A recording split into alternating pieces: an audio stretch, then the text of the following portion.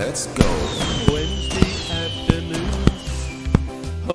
And it was quite incredible that usually most teams, most fans say, oh, the refs are always against us. You know, they have big team syndrome and all this, even though, let's face it, referees by and large, I'm sure, without exception, do an honest job.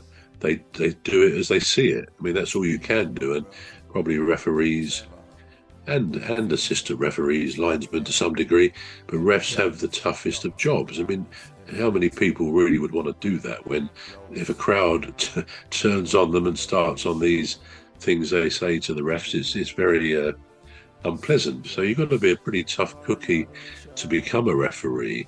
But on Saturday at Fulham, it's not something I think I've experienced, certainly not very often, having watched Palace for quite a long time, where the ref seemed to be Palace's 12th man. They really did. You know, the Fulham fans eventually were sort of going mad and calling the ref all sorts of abusive names, because it seems even to us Palace fans, it honestly seemed like, whether it was Will Hughes, as I've already said about Will, steaming in sometimes or whatever, giving what should have been fouls at the very least, and a couple of times should have been yellow cards. Yeah. He just was waving play on, and yet it seemed the slightest misdemeanour of the Fulham player, he blew up for a Palace free kick. And of course, how many fans will ever see that where you say, "Oh, he was really on our side"? But it did seem to be like that, which was quite remarkable. Now, I'm sure it was just a situation where the ref blew the whistle as he saw it or didn't blow it if he didn't think something was a foul. And I think nowadays refs are probably encouraged to keep the play moving. In the past, too often they blow up at the slightest little thing, but that seems to have got much better, because people want to see the flow of the game, you know, end-to-end stuff. But I'm not suggesting anything other on Saturday, except that he was doing it as he saw it, and it was one of those days where he probably had some marginal decisions, and he didn't want to sort of just do something he didn't really believe was the case. I mean, interestingly, last night at Palace, it was sometimes as if the ref last night was making up for what the ref did on Saturday, if you see what I mean. But no, I genuinely think they do an honest job, and I include Michael Oliver in that, of course. I think he is a very good ref. I do. I think he tends to get the big games, which might make life a bit more difficult, because he's dealing with perhaps better players.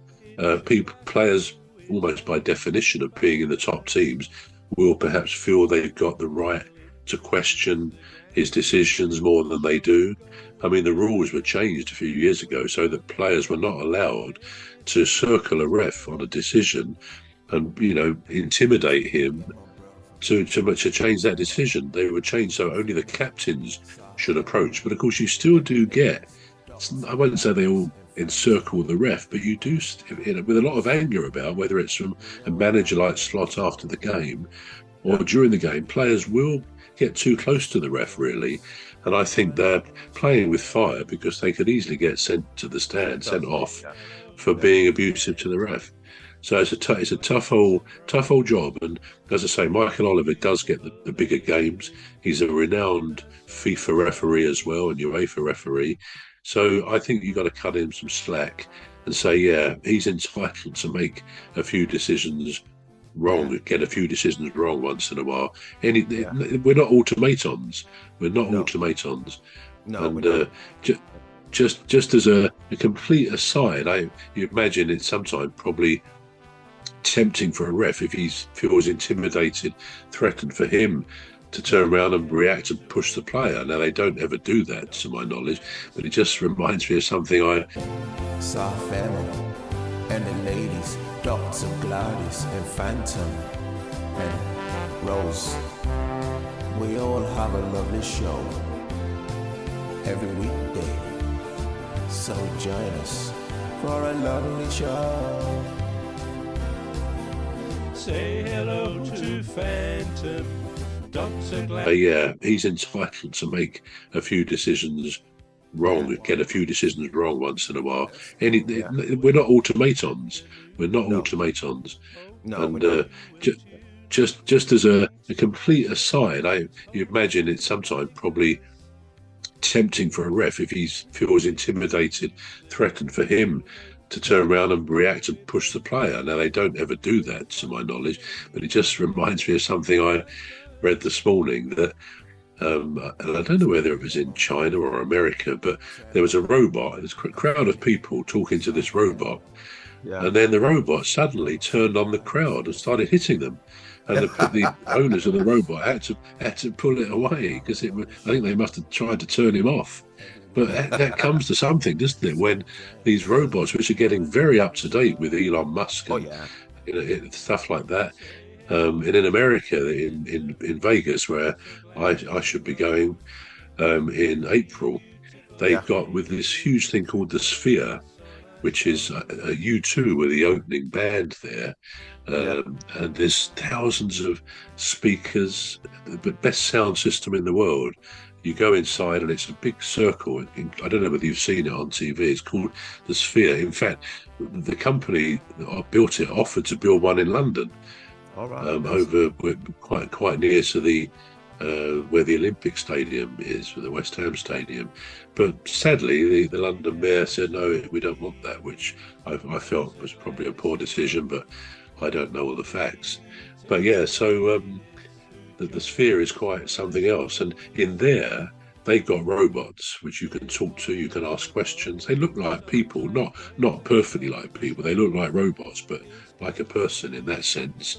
And you can talk to them. But the idea that one of these robots would turn around and start lashing out is sort of similar to the idea of a referee losing it, because if we feel threatened as humans, we do tend to, fight or flight. You could react. So anyway, I think refs, they do a pretty good job, and they keep themselves in good check. They take the abuse from the fans and sometimes the players. And of course, when there's a reason to have a go at a player, that tends to be easy to do by the pundits but by us as fans. And sometimes I think we should give them some slack, as I say.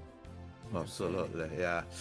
Well, we wouldn't have time to talk about our next topic. It'll have to be next week. It was the one where David Moyes was asked. I think there was a goal that was scored or something, and then it was disallowed because the referee was summoned by the VAR team. That was a penalty. That was a penalty decision, wasn't it? It seemed Maguire and someone else kind of pulled his shirt and he went down.